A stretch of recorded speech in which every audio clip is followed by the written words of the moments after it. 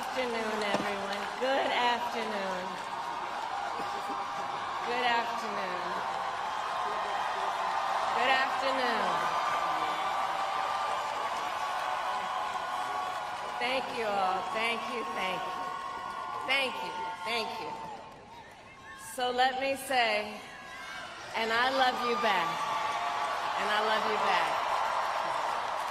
So let me say, my heart is full today. My heart is full today, full of gratitude for the trust you have placed in me, full of love for our country, and full of resolve. The outcome of this election is not what we wanted, not what we fought for, not what we voted for, but hear me when I say, the light of America's promise will always burn bright. As long as we never give up, and as long as we keep fighting.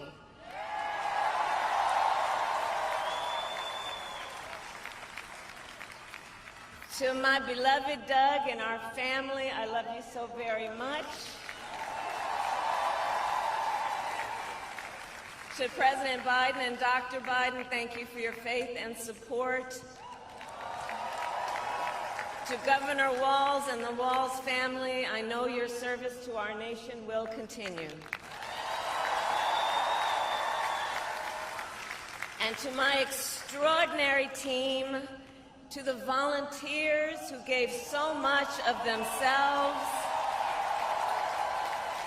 to the poll workers and the local election officials, I thank you all. Look, I am so proud of the race we ran, and the way we ran it, over the 107 days of this campaign.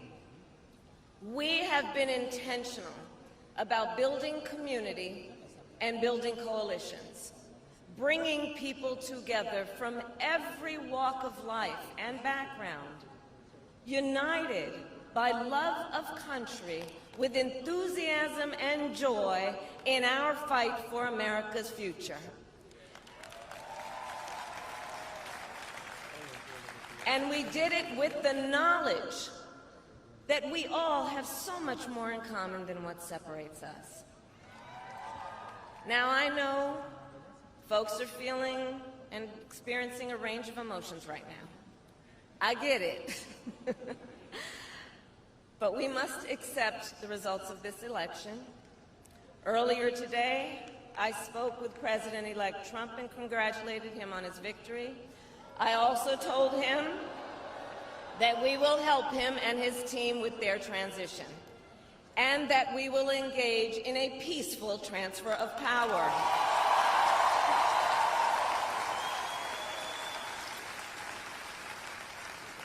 A fundamental principle of American democracy is that when we lose an election, we accept the results.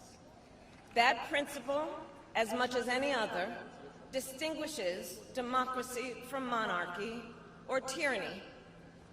And anyone who seeks the public trust must honor it.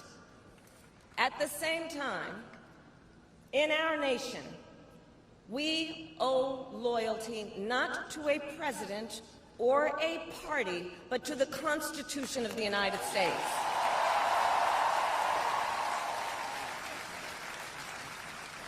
And loyalty to our conscience and to our God. My allegiance to all three is why I am here to say, while I concede this election, I do not concede the fight that fueled this campaign.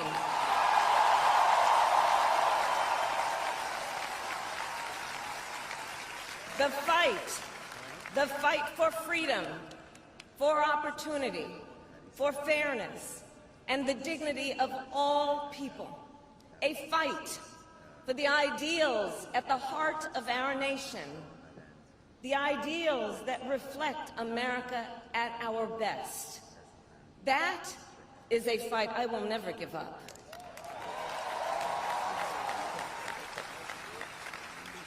I will never give up the fight for a future where Americans can pursue their dreams, ambitions, and aspirations, where the women of America have the freedom to make decisions about their own body and not have their government telling them what to do. We will never give up the fight to protect our schools and our streets from gun violence. And America, we will never give up the fight for our democracy, for the rule of law, for equal justice, and for the sacred idea that every one of us, no matter who we are or where we start out, has certain fundamental rights and freedoms that must be respected and upheld.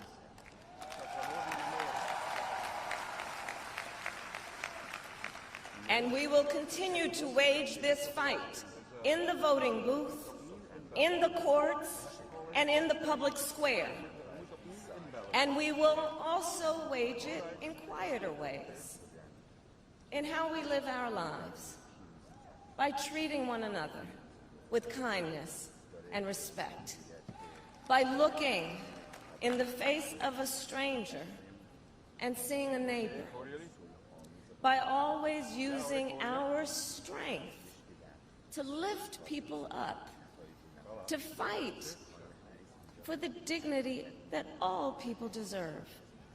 The fight for our freedom will take hard work, but like I always say, we like hard work. Hard work is good work. Hard work can be joyful work. And the fight for our country is always worth it. It is always worth it.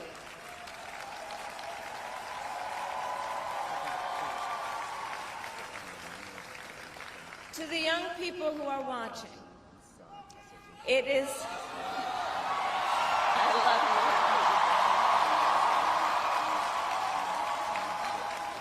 you. To the young people who are watching, it is okay to feel sad and disappointed, but please know it's going to be okay. On the campaign, I would often say, when we fight, we win. But here's the thing. Sometimes the fight takes a while. That doesn't mean we won't win. That doesn't mean we won't win. The important thing is don't ever give up. Don't ever give up. Don't ever stop trying to make the world a better place. You have power. You have power. And don't you ever listen when anyone tells you something is impossible because it has never been done before.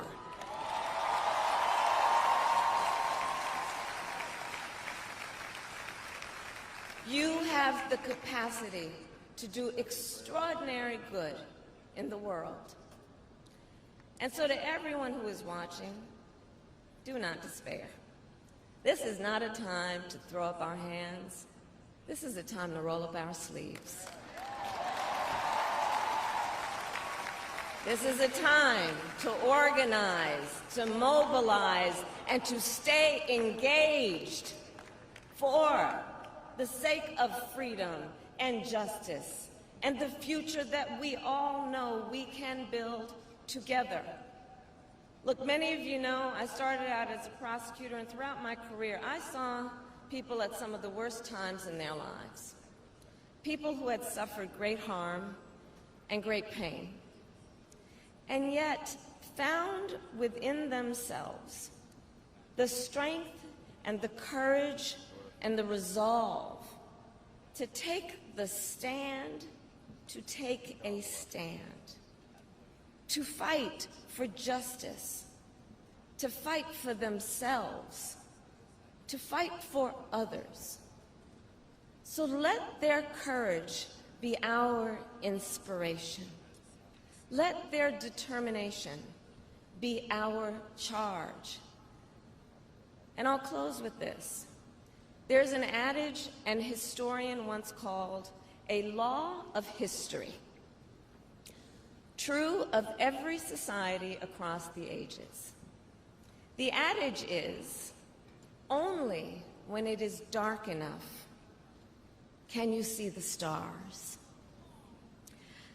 I know many people feel like we are entering a dark time, but for the benefit of us all, I hope that is not the case.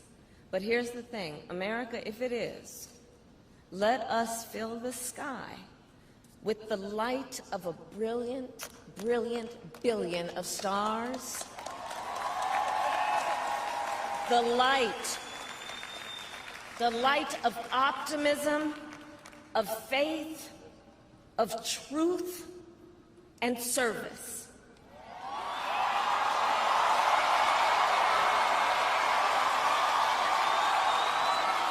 HU. And may that work guide us, even in the face of setbacks, toward the extraordinary promise of the United States of America. I thank you all. May God bless you, and may God bless the United States of America. I thank you all.